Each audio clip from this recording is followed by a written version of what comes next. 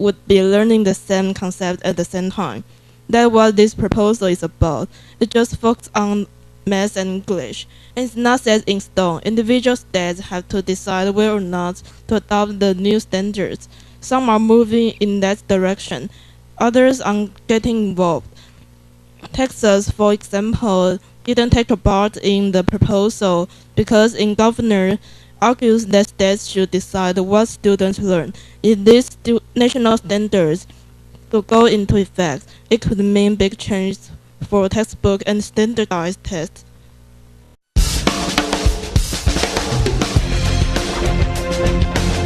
Group of educators is making a proposal that could have a direct impact on how you learn.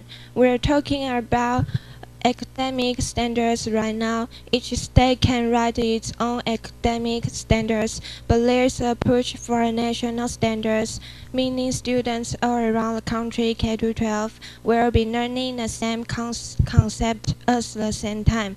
That's what this proposal is about.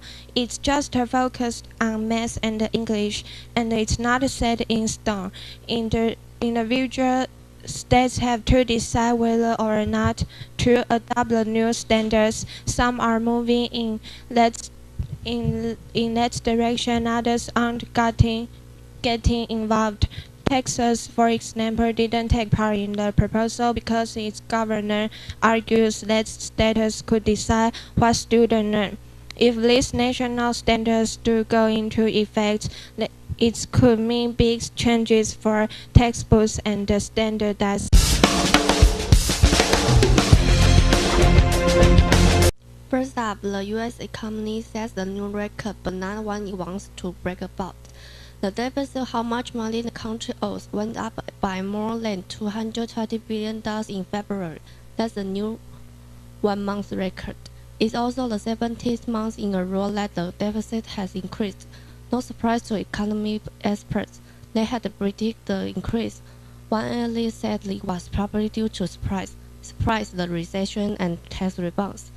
February is usually a bad month for the deficit because when the government starts sending people their tax refund checks.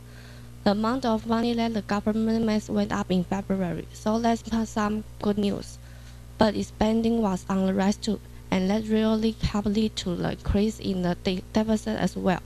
For the 2010 fiscal or financial year, which started last October, the total deficit is now more than $651 billion. President Obama's administration predicts that number will hit $1.5 trillion sometime this year.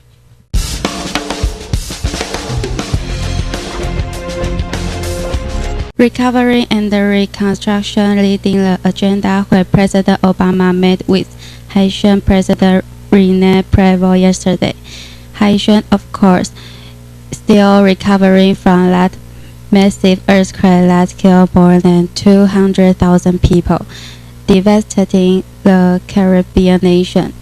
President Prevost thanks Americans for the help that has been sent to Haiti and also for what he called the psychological response, which he said made Haitians realize they weren't alone.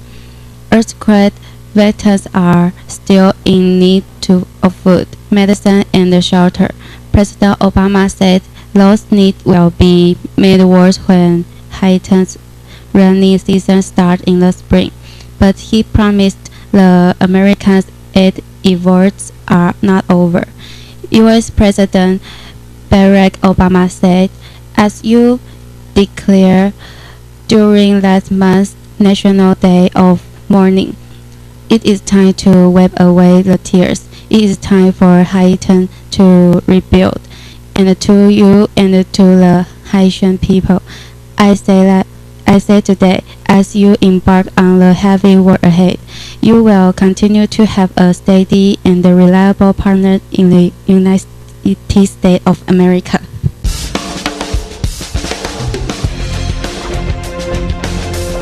Group of educators is making a proposal that could have a direct impact on how you learn. We are talking about academic standards. Right now, each state can write its own educator standards, but sets a path for national standards, meaning students all around the country, K to 12, will be learning the same concepts at the same time. That's why this proposal is about. It's just focused on math and English, and it was not set in stone. Individual states have to decide whether or not to adopt the new standards. Some are moving in that direction, others are getting involved. Dex, for example, didn't take part in the personal because its governor argued this state should decide what standard runs.